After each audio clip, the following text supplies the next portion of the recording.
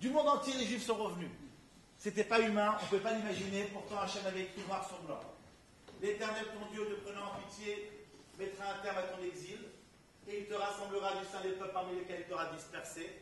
Tes proscrits fussent-ils à l'extrémité des cieux. L'Éternel, ton Dieu, te rappellerait de là, et là même il irait te reprendre, et il te ramènera. L'Éternel, ton Dieu, dans le pays comme ont possédé tes pères, et tu le posséderas à ton tour, il te rendra florissant et nombreux, plus que tes pères. Hachem avait promis, c'est en train de se réaliser sous nos yeux. Hachem a promis qu'il ramènerait les Juifs des 4 coins du monde, et il est en train de ramener les Juifs des 4 coins du monde. Question. Malgré tout, ça veut dire que quoi? Que ça maintenant, le fait de revenir en Israël, est un processus voulu par Dieu pour mettre la fin à notre exil. Comment on appelle ça en termes plus concrets? La fin de l'exil, c'est quoi? La Géoula. L'événement, en tout cas un événement pré-messianique. Est-ce qu'on aurait d'autres signes qui pourraient nous confirmer qu'effectivement, nous vivons actuellement une époque pré-messianique? Alors j'en ai beaucoup, mais je n'ai pas le temps, je vais vous en montrer un. C'est intéressant. Il est directement lié à ce qu'on a vu auparavant. Regardez bien. Sur un texte du Lévitique, Lévitique nous dit comme ça, la Torah dans Parashat de Foukotai, je ferai de vos villes des ruines, de vos lieux saints une solitude, et je ne respirerai point au pieux parfum, puis moi-même, je désignerai cet acte, etc. Non, excusez-moi. Voilà. On avait déjà vu celui-là. Alors, sur un texte d'Ézéchiel, et vos montagnes d'Israël, vous donnerez votre frondaison et vous porterez votre fruit au mon peuple d'Israël, car ils sont prêts de revenir. D'accord? Le Talmud dans Sanhedrin à 1500 ans nous dit comme ça. Rabbi Abba a dit, il n'y a aucun signe de la fin plus clair que celui-ci, à savoir qu'il est dit, et vous, montagnes d'Israël, vous donnerez vos branches et porterez vos fruits pour le peuple d'Israël. Rachi commente, lorsque la terre d'Israël devra ses fruits, la venue du Mashiach se rapproche, et il ne peut y avoir de signe plus clair que celui-ci. Le marché est 300 ans. Tant que le peuple d'Israël n'est pas sur sa terre, le signe de n'a pas ses fruits comme il serait normal. Mais lorsqu'elle recommencera à donner ses fruits, c'est un signe clair de la fin, de l'approche du temps de la rédemption et du retour d'Israël sur sa terre. Qu'est-ce que disent ces commentaires? Que lorsque la terre donne ses fruits, c'est un signe clair de la venue de Mashiach. Mesdames et messieurs, vous avez été en Israël récemment? Vous avez été au marché? On trouve de tout. De la tomate juive, des concombres juifs, des avocats juifs, des médecins juifs. C'est facile ça, d'accord? La plus dure. Des goyaves juifs, des goy juifs, d'accord? Les marchés sont inondés de fruits juteux, sucrés, colorés. Vous seriez venu il y a à peine 30-40 ans en Israël. Il y avait quoi en Israël? La terre de Mark Twain. Désolé, des cactus. Même l'olivier et cactus, ses amis fidèles du sol désertique étaient totalement absents. Il n'y avait rien. Quelques concombres à tatiner. Cette terre avait une réputation remontant à la Bible, c'était une terre ruisselante de lait et de miel. La Bible, c'était des espèces qui poussaient, les Hébreux étaient pasteurs et agriculteurs. Pour le redevenir, il fallait travailler cette terre avec amour et ferveur. Le miracle de l'agriculture israélienne, aujourd'hui, l'une des plus rentables du monde, cette terre désertique. C'est d'abord un refus de la géographie. Il n'y a pas de terre qu'à Saint-Étienne. On dépierre, on brise les roches, on assèche les marécages. Il n'y a pas d'eau, il ne peut pas 7 mois par an qu'à Saint-Étienne, on irriguera, etc., etc. Dans les régions, la terre avait été recouverte de 7 grandes générations à laver. Si la Bible dit que des vignes poussaient à Engedi sur les bords de la mer morte, on les fera pousser à nouveau. On essaie tout, on tente toutes les expériences. L'orange est une nouvelle venue. Elle ne figurait pas dans les fruits énumérés par la Bible. La Bible ne connaît pas le coton. Fruits tropicaux, voici à côté des fruits européens. La pomme à côté de l'avocat de la goyave. Les vaches mangent des tomates et battent les records du monde de production laitière. Les poulets sont éclairés pendant la nuit. Et les poules qui croient que c'est encore le jour continuent de pondre. Ça, mesdames et messieurs, c'est la terre décrite à notre époque par Joseph Kessel en Israël. Or, tous les commentaires nous disent, lorsque la terre d'Israël donnera ses fruits, c'est un signe clair du temps de la rédemption et de la venue du Mashiach. La question que je pose, mais malgré tout, qui est à l'origine du retour en Israël? Les juifs religieux ou les juifs non religieux? Les grosses aliotes ont comme origine les juifs laïcs. La question est de savoir, est-ce que les juifs non religieux sont revenus en Israël dans un but messianique quelconque? Pas du tout, c'était un but nationaliste. Leur projet était qu'il fallait un État pour le peuple juif. Il aurait pu être en Ouganda et en Israël, tant mieux. Comment se fait-il que Dieu ait choisi? Si réellement on parle d'un processus pré-messianique, voulu par Akadosh Baruch Hu, pour mettre fin à notre exil et nous ramener des 4 coins du monde, comment ça se fait qu'il ait choisi des juifs qui eux-mêmes ne croient pas dans ce processus? C'est qu'il ait choisi des gens pour le faire qui eux-mêmes ne croient pas dans le sens de la démarche. C'est quand même bizarre, non? question, j'ai une autre question. Vous savez, souvent, quand je rencontre des juifs laïcs, que je rencontre souvent, je leur demande, dis-moi mon frère, tu étais au Mont Sinaï comme moi, il y a 3500 ans. Tu as accepté les commandements de la Torah. Pourquoi aujourd'hui tu ne fais pas la Torah? Qu'est-ce qu'il me répond? Monsieur le rabbin, qu'est-ce qu'il répond en général, le juif laïque? Très bien. Monsieur comment? Ah. C'est des machaboutas, c'est pour ça. Il répond à toutes les questions. Alors, il dit, c'est dépassé, c'est moyenâgeux. Ça y est, monsieur le rabbin, il faut évoluer. Regardez dans les tours ici à Sarcelles. On va avoir la foi. La foi, non, la foi il est là, c'est plus tard, on arrivera à la foi. Mais pour l'instant, il dit voilà. J'ai pas la foi. Non, mais il dit j'ai la foi, mais c'est dépassé, c'est moyenâgeux. Ça, c'est un autre discours. C'est Ashkenaz, celui-là. Alors, il dit c'est révolu. Regardez-vous le Shabbat. Vous montez les escaliers, puis moi je prends l'ascenseur. Qui s'est reposé, vous ou moi? Shabbat, il faut se reposer. Monsieur le rabbin, vous n'avez pas adapté la Torah. Avant, il fallait allumer le feu avec le silex. Aujourd'hui, vous avez vu là? Tac, touche à induction, je ne sais plus quoi, le feu. Pourtant, il y a une mitzvah que les juifs les moins religieux, c'est la Brit Mila. Les moins religieux continuent à faire la Brit Mila. 95% du peuple fait la Brit Mila. Vous êtes d'accord avec moi ou pas? J'avais un cousin qui est décédé, Dr Bloch, Zechrono Livracha, qui est décédé cette année, qui était un grand mourel à Paris. Et il me racontait, enfin, il avait eu toutes sortes de personnalités qui sont venues faire la circoncision. Alors, une fois, il y avait un monsieur qui était venu, il s'appelait F.R. David. Vous vous souvenez d'F.R. David, le chanteur? Non? Non? Ah, ça y est, c'est revenu? Ah, alors, vous avez quel âge? 40 ans, moi. Ça remonte à 20 ans. Très bien. Alors, il était venu, comme ça, lui, il ne savait pas que c'était un grand chanteur. Alors, il lui a dit, bon, j'ai fait un disque, je vous l'offre. Bon, il a mis de côté. Les enfants rentrent de l'école, puis ils voient le F.R. David. C'était la star à l'époque du show business. Alors, il dit, papa, t'es vachement in, tu t'es acheté F.R. David? Non, monsieur, il est venu, mais arrête ton char, c'est pas possible. Mais si, il était à la maison. F.R. David, c'était Fitoussi Richard David. D'accord? Les plus éloignés continuent à faire la circoncision. Pourtant, sincèrement, c'est quoi la circoncision? En dehors du fait qu'effectivement, c'est l'alliance avec Dieu. Et pratiquement, c'est quoi une circoncision? Non, pratiquement. Je vais vous dire comment c'est une circoncision. Une circoncision, vous savez comment ça se passe? Pardon? C'est une mutilation. Non, oui, d'accord, mais je vais vous expliquer. C'est une mutilation, voilà. Vous savez, on va admettre que Jojo, il a eu un petit garçon, d'accord? Alors, on appelle Albert, Simon, Maurice, d'accord? Ils viennent de Los Angeles, du Canada, de Montréal, de Tel Aviv, de Jérusalem, pour la circoncision du fils de Jojo. Ou Albert, je ne sais plus, d'accord? Ensuite, Albert, il a pris à Paris les Saint-Roch, c'est un minimum pour la circoncision, d'accord? Ensuite, il prend un traiteur, il prend le meilleur, je ne sais pas lequel c'est, le nôtre, le vôtre, celui que vous voulez, d'accord? Allez, Potel et Chabot, d'accord? Ensuite, donc, il arrive comme ça, Albert, le papillon, smoking, le bébé, un quart de poulet dans des langes blanches, tout mignon, et là, rentre dans la salle, le rabbin, grosse barbe, gros doigt, où est l'enfant? Ah, d'accord? Il s'approche de l'enfant, il enlève les couches à l'enfant, tout le monde s'agglutine autour du rabbin, il sort un gros couteau, et là il prononce une formule africo-kabbalistique, un Baruch Ata Balabala, et au moment où il va couper, stop, on a oublié l'essentiel, quoi? La vidéo. Il faut absolument immortaliser le moment où le sang va gicler, d'accord? Le sang gicle, d'accord? Et toute l'assemblée, Mazal Tov, le bébé hurle de douleur, et l'assemblée se goinfre de petits. Ah, il était rapide le rabbin, il a très bien le bébé, d'accord? Le rabbin crache son sang, met son pansement. Mesdames et messieurs, est-ce qu'il y a une mitzvah plus moyenâgeuse que la Brit Mila? Est-ce qu'on a une mitzvah plus dépassée, plus barbare que la Brit Mila?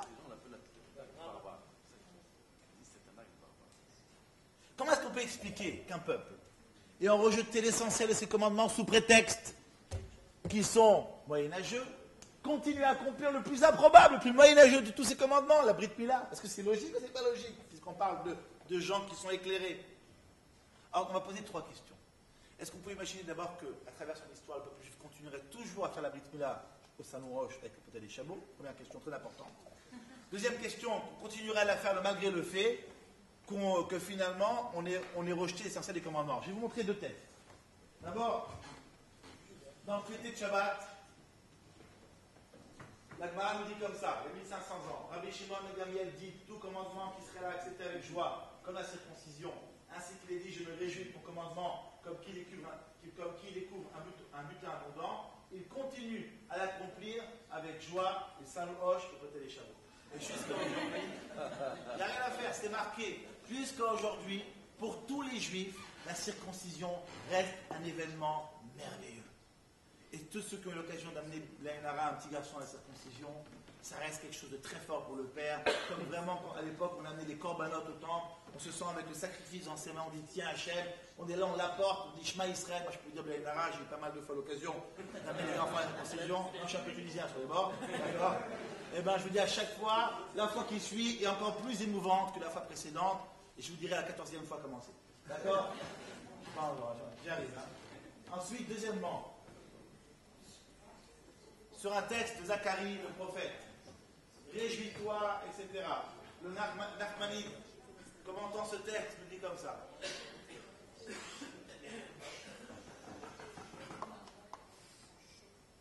Le prophète Zacharie parle alors de la rédemption finale, écoutez bien, qui concerne le rassemblement des dispersés de Juda. Et pour toi, en vertu du sang de ton alliance, je tirerai des captifs de la citerne où il n'y a pas d'eau.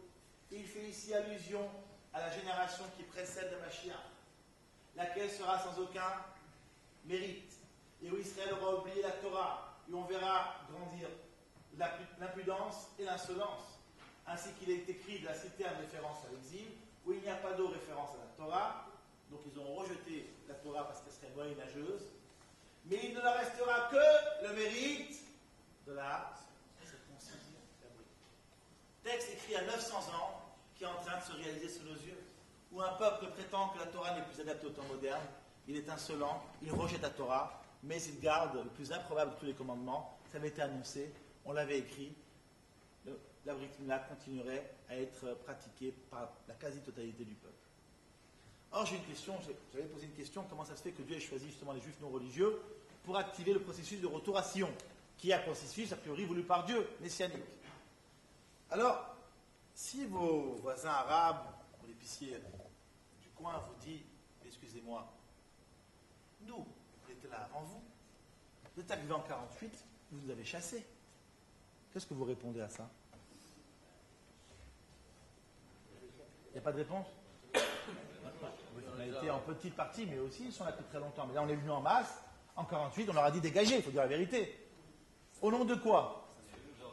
Un héritage de quoi? Non. Mais eux, ils sont pas. Oui, c'est ce qui a. Vous avez raison. Oui, non, mais eux, c'est pas leur problème. Ils vont dire nous, on n'a pas fait la Shoah. Alors, au nom de quoi on est venu leur prendre leur maison? Alors, M. Murciano l'a dit, un héritage, mais lequel? Alors, c'est en échange de points, on l'a reçu gratuitement. Alors, qui a donné la terre d'Israël au peuple juif? C'est qui? C'est Dieu. Rappelez-vous le premier Rachid de la Torah, parce qu'on ne se rend pas compte. Rachid dans la Torah. Rachid pose une question. Amar Rabbi Yitzhak. Comment ça se fait que la Torah commence par l'histoire de la création, alors qu'en réalité, c'est un livre de lois? On aurait dû commencer par les lois. Les lois commencent dans la paracha la semaine prochaine. Beau. La semaine d'après, d'accord? Comment ça se fait qu'on commence par l'histoire de la création? Et là nous dit Rachid, Rabbi Yitzhak, pour dire que quoi?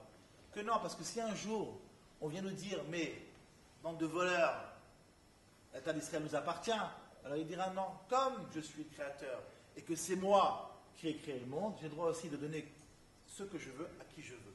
Et donc j'ai donné la terre d'Israël au peuple juif. Ok, mais est-ce qu'il a donné gratuitement la terre d'Israël? En échange de quoi il a donné? Et essentiellement quelle mitzvah? Le Brit Mila, dans le Brit Ben Abetarim, entre Abraham Avinu et l'âme Israël. Donc on n'est pas par hasard, regardez bien. Dans la Genèse, vous dit comme ça. Cette alliance établie entre moi et entre toi. Pardon? Ils font la brique. Très bien. Et qui est-ce en Israël à part les Juifs? Eh bien, vous comprenez toute l'histoire. On arrive. Vous allez comprendre tout le conflit israélo-palestinien. Est-ce que quoi? On va comprendre tout le conflit. La dernière phrase. Qui en Israël à part les Juifs? Les Arabes. Ils sont pas là par hasard. On a compris toute l'origine du conflit israélo-palestinien. On va y arriver. Mesdames et messieurs, si vous voulez voir la fin, regardez bien. Cette alliance établie entre moi et entre toi et ta postérité dernière, je l'érigerai en alliance perpétuelle, etc. Et je donnerai à toi et à ta postérité la terre de tes pérégrinations, toute la terre de Canaan comme possession indéfinie. Donc la première clause du contrat, qu'est-ce qu'on reçoit? La terre d'Israël. En échange de quoi? Voici le pacte que vous observerez qui est entre moi et entre vous jusqu'à la dernière postérité. Circoncire tout mâle d'entre vous, vous retrancherez la chair de votre excroissance, ce sera un symbole d'alliance entre moi et vous, à l'âge de 8 jours, etc. Mon alliance à perpétuité sera gravée dans votre chair. Quelle est la condition qui nous a donné droit, la mitzvah, le passeport pour la terre d'Israël? C'était quoi? La circoncision. Donc il n'est pas étonnant que des juifs non religieux, mais puisque circoncis, on a vu que la quasi-totalité du peuple, sauf les circoncire, aient eu le droit d'être ceux qui pouvaient ramener le peuple juif sur sa terre, puisque le seul droit qui est exigé pour retourner en Israël, c'est quoi? C'est comme si on avait un ordinateur à Ben Gourion, vous arrivez ici, circoncis, nouvel immigrant, incirconcis, touriste, 3 mois, dégage. Et d'ailleurs, on peut constater que finalement, aucun peuple n'a pu réellement s'installer en Israël plus de 70 ans, parce qu'effectivement, tous ceux qui sont incirconcis sont rejetés systématiquement par la terre. Il y a un seul peuple qui a pu rester en Israël, à part les Juifs, qui? Et les Arabes, qu'est-ce qu'ils sont? Et on a ici, enfin, l'explication de tout ce qui nous arrive depuis plus de 70 ans. Comment? Regardez ce texte extraordinaire du Zohar HaKadosh. Qui a écrit le Zohar HaKadosh? Il a vécu il y a combien de temps, Rabbi Shimon Bar Yochai? Il y a 2000 ans. Donc imaginez ce rabbin, il y a 2000 ans dans sa grotte à Méron, qui va écrire cette phrase. Cette phrase qui est la clé de tout le conflit israélo-palestinien. Si nos dirigeants avaient ce texte du Zohar sous les yeux, ils comprendraient pourquoi, après toutes les tentatives qu'on a faites, on a tenté la guerre, on a tenté la paix, on a retenté la guerre, on a retenté la paix, et ça ne marche pas. Pourquoi? Parce que le conflit n'est pas un problème stratégique, géopolitique, c'est un problème religieux. Et là, vous allez voir, on a un petit trait ici, le Nouvel Observateur. D'accord? Tant ce texte est d'actualité. Je lis. Zohar HaKadosh. Alors imaginez, il faut quand même. Souvent, quand on lit un texte, on le banalise. On lit. Ah ouais, t'as vu, il a dit ça. Non, non. Imaginez la Kedusha de Rabbi Shimon Bar Yochai, avec sa barbe blanche, en train d'écrire ce texte il y a 2000 ans dans sa grotte. 2000 années avant que la chose se réalise. Enfui dans le sable, avec son karoubi à côté, sa source qui passait, il est en train de recevoir d'Akadosh Baruch Hu cette dévoilation. Le Zohar HaKadosh, la Kabbale. Regardez ce qu'il nous écrit. Il nous dit, Oi Baboy, en araméen, ça commence dur en araméen. On va traduire en français. Malheur. Malheur à l'heure où naquit Ishmaël, puis à celle où il fut circoncis à l'âge de 13 ans. J'ai tout expliqué. Qu'a fait le Saint béni soit-il en ce qui concerne la revendication de l'ange tutélaire d'Ishmaël? Il a éloigné les enfants d'Ishmaël d'un rapport intime avec le sacré et leur a donné à la place une participation à l'héritage de la Terre sainte à cause de la circoncision qu'ils pratiquent. Ils ne sont pas en Israël par accident. Dans l'avenir, les enfants d'Ishmaël domineront la Terre sainte pendant longtemps, on va tout expliquer, au moment où elle sera totalement vide, de même que leur circoncision à eux est vide, incomplète. Et ils empêcheront les enfants d'Israël de retourner chez eux, jusqu'à ce que soit épuisé le mérite de la circoncision des enfants d'Ishmaël. Dans l'avenir, les enfants d'Israël domineront la Terre sainte depuis longtemps. Depuis quand ils sont en Israël, les Arabes? Non, en l'an 632, à l'époque du prophète Mahomet et du calife Omar. Et depuis quand les Arabes ont repris la coutume de la circoncision qu'ils avaient arrêtée depuis très longtemps? Ils l'ont repris en quelle année? En l'an 630, à l'époque du prophète Mahomet. Donc de nouveau, corrélation entre circoncision et terre d'Israël. Alors, on le voit encore une fois, comme on le voit bien. Tout ça, c'est un problème de proximité avec, mesdames et messieurs, tout ça, c'est un problème de proximité avec Akadosh Baruch Hu. Ils ont réclamé par la Brit Mila, c'était une alliance, ils ont réclamé une proximité. Hachem leur a refusé la proximité. Il leur a dit, votre proximité passera par Israël. Ils ont le droit à la terre d'Israël. Parce qu'ils ont exactement ce qu'ils doivent avoir pour l'avoir, c'est-à-dire la circoncision. Mais attention, ils domineront cette terre pendant longtemps, au moment où elle sera totalement vide. Pourquoi? Parce que leur circoncision à eux est vide et incomplète. Ça veut dire quoi, d'abord, la circoncision incomplète? Pourquoi la circoncision des semelles? Parce que nous faisons 2 actes dans la circoncision. On coupe et on retourne la peau. Si on fait que couper et qu'on ne retourne pas, on appelle ça Mila et Priya. Mal velopara, kilou, lomal. La Mila, pour qu'elle soit cachée, il faut les deux. Or, les Arabes, depuis Ishmaël lui-même, qui s'est levé au moment où Abraham a voulu lui faire la Priya, ne font toujours que la première partie, c'est-à-dire, ils ne font que couper. Ils ne retournent pas la peau. Donc, ils ont une circoncision, mais une circoncision incomplète. Donc, ils ont eu un droit sur la terre, mais un droit donc sur une terre incomplète. Comment était la terre avant qu'on y retourne? Entre le moment où ils sont installés en l'an 632 jusqu'à aujourd'hui, comment était la terre? Vide. Mark Twain l'a témoigné. Une terre désolée. Donc ils ont eu un droit sur une terre, mais comme la circoncision est incomplète, ils ont une terre incomplète vide. Et jusqu'à aujourd'hui, c'est incroyable. Vous êtes en Israël, comme l'a dit mademoiselle ou madame. Madame, hein, mademoiselle.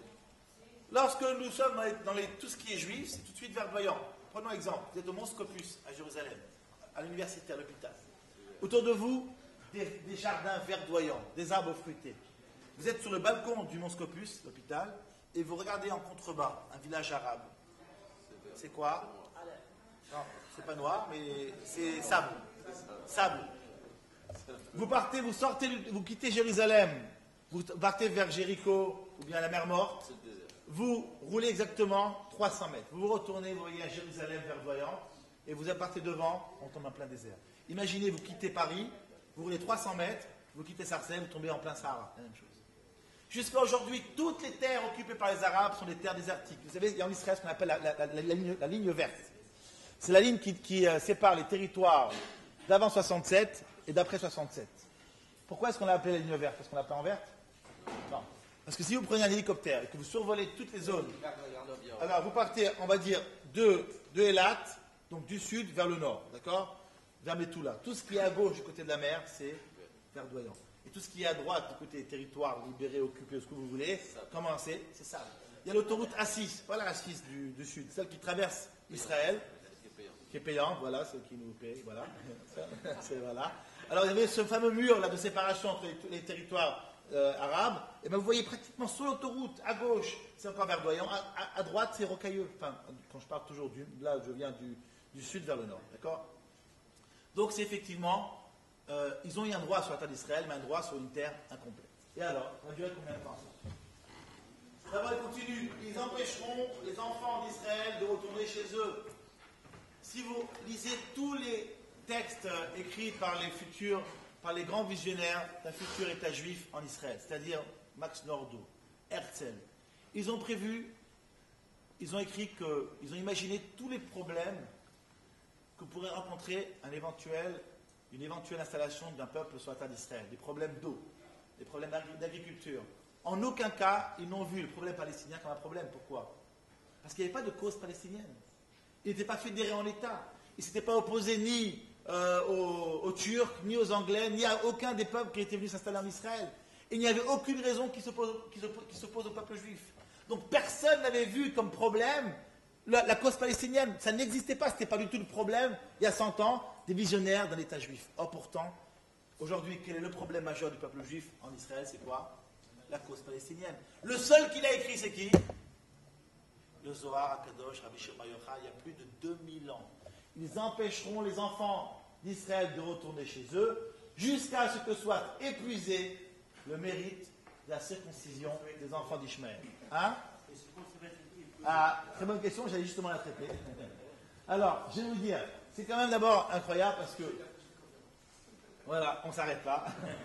Alors, vous rigolez, mais en fait, la fin des temps, j'ai une conférence à la fin des temps, c'est notre conférence. On va revenir dans 2 semaines, ou ce Shabbat au séminaire. Regardez bien, jusqu'à ce que soit épuisé le mérite de la circoncision des enfants d'Ishmaël. D'un seul coup, on nous a projetés dans un conflit spirituel. C'est que lorsque vous entendez tous les géopoliticiens qui essaient d'expliquer, moi j'ai demandé une fois à Frédéric Ancel. Vous savez qui est Frédéric Ancel? Il passe souvent sur LCI, etc. Bon. Ah, il est venu un jour dans le séminaire. Un spécialiste du géopoliticien du Moyen-Orient. Alors, je lui ai posé la question, je lui ai dit, mais tu ne trouves pas ça bizarre quand même? Attends, on a fait la guerre, on avait tout, on pouvait tous les chasser. Non, finalement, ils sont là. Finalement, on a tout essayé, la paix. On leur a proposé même Jérusalem, et ils continuent à faire la guerre.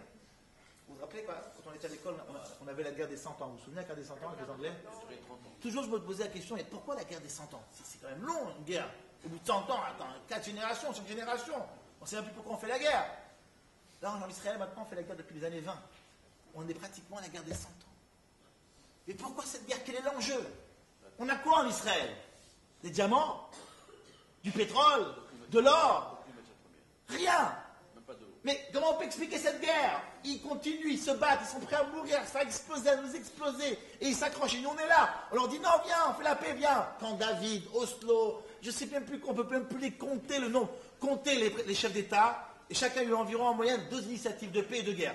D'accord? Multiplié par le nombre de chefs d'État, vous avez le nombre de guerres et le nombre d'initiatives de paix. Mais aucun pays au monde. Ça n'a aucun sens. On se base sur quoi? Avec qui et pourquoi?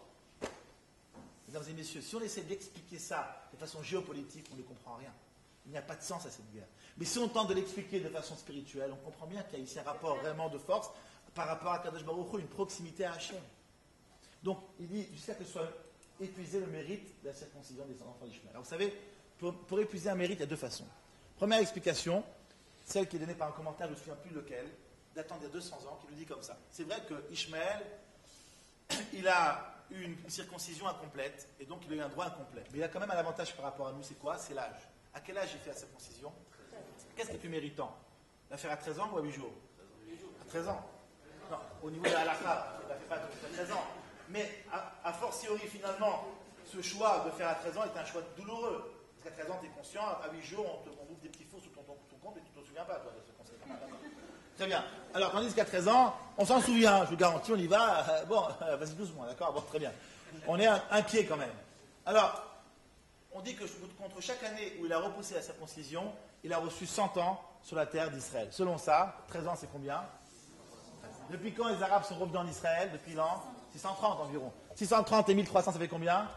1930. Depuis quand les Juifs sont revenus en masse en Eretz Israël et ont commencé à chasser les Arabes? Depuis les années 30.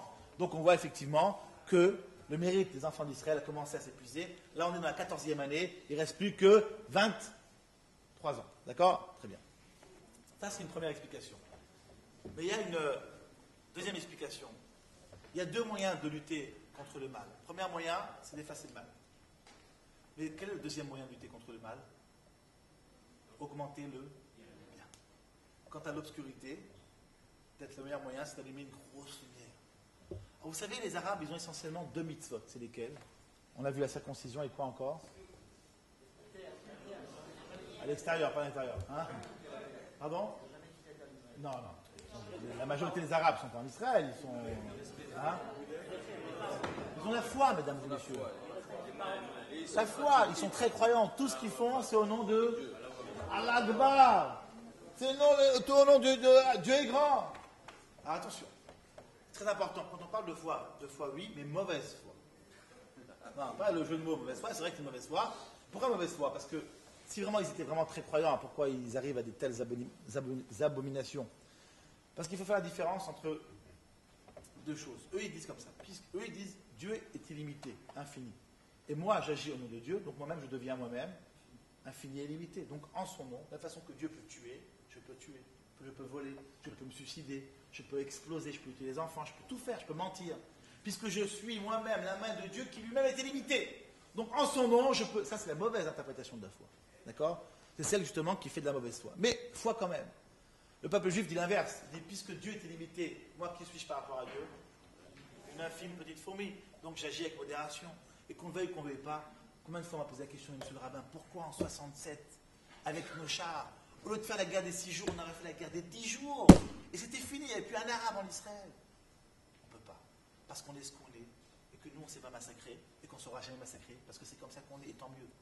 Donc on a une foi. Et nous, on dit non, Hachem, même le non-croyant, soi-disant, il sent qu'il est lui-même dirigé par une puissance. Vous savez qu'en Israël, on a fait un sondage récemment, soi-disant, c'est vrai qu'en Israël, il y a beaucoup de luttes entre les religieux et non religieux. 70% a affirmé, du peuple, a affirmé être croyant en Dieu. D'accord? Donc finalement, la grande majorité du peuple est croyante. Donc les Arabes, ils ont 2 mitzvot essentiels, la foi et la circoncision. Nous les Juifs, je reviens aux Juifs non religieux à qui je parle. Je lui demande, dis-moi mon frère, pourquoi tu ne fais pas la religion? Alors il me dit effectivement, c'est moyenâgeux. Mais deuxième réponse, on a dit aussi, ah mais monsieur le rabbin, moi, tout est dans le...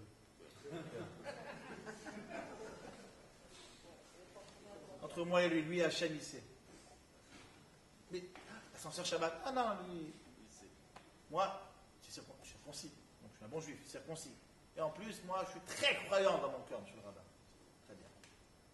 Donc en fait, je lui dis, t'as la circoncision? Ah oui, circoncis, monsieur le rabbin, je vous promets, d'accord. Circoncis et croyant. C'est bien, c'est un bon arabe.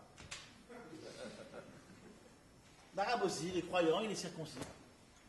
Puisqu'on parle maintenant ici d'un rapport de force religieuse, une proximité avec Dieu. Pardon? Oui, bien sûr, heureusement, il est mieux. Il a une certaine... Mais on est quand même, tu vois, c'est ce qui se passe. On est un peu plus fort, mais pas assez. Parce qu'on a la prière. Cette balance, elle est en train de se balancer, puisqu'on voit que c'est un rapport de religion et de proximité avec Dieu. Donc d'un côté, on a les Arabes avec leurs 2 mitzvot essentiels. Ils ont encore d'autres mitzvot, ils ont effectivement le respect des parents, ils ont peut-être une certaine pudeur. Mais ils ont 3 ou 4 mitzvot. À côté, le peuple juif, il a ses 3 ou 4 mitzvot. Mais imaginez que d'un seul coup, nous, tout le peuple, rentrait, on sautait dans la balance avec nos 613 mitzvot. Qu'est-ce qui se passerait à la balance? D'un seul coup, là, les Arabes, Dubaï, Irak, France, Sarcelles, tous. Il ne resterait plus un Arabe en Israël. Puisque tout, finalement, c'est un problème de religion. Donc, rappelez-vous toujours à Botaï. Vous voulez qu'on épuise le mérite des enfants d'Ishmaël? Il y a 2 moyens. Peut-être qu'on pourra les détruire, et peut-être surtout qu'on pourra nous augmenter le mérite. Et le jour où on aura enfin les mérites suffisants, eh bien, on ne verra plus les mérites des Arabes, c'est tout.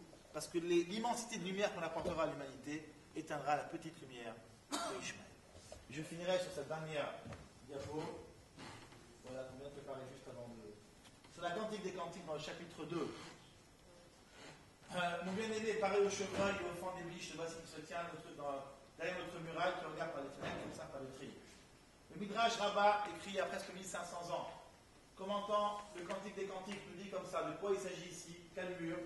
Le voici qui se tient derrière notre mur, derrière le mur occidental du temple. Pourquoi? Parce que Dieu a juré qu'il ne serait jamais détruit. Or, le côté, vous savez, 9 fois on a détruit Jérusalem, tout a été détruit, il reste un vestige, lequel? Le côté. Et jusqu'à aujourd'hui, j'ai une confirmation pour ma femme il y a encore 1 heure, le côté est encore en place. C'est bien ça, un CMS avec la photo. Donc, un MMS. Donc, ça veut dire que quoi? Jusqu'à aujourd'hui, le Midrash Rabbah se réalise. Dieu a promis qu'il ne serait jamais détruit. Et on voit que jamais ça a été détruit. Le côté est toujours en place. Mais attention, là, c'est une prophétie à double tranchant. Pourquoi?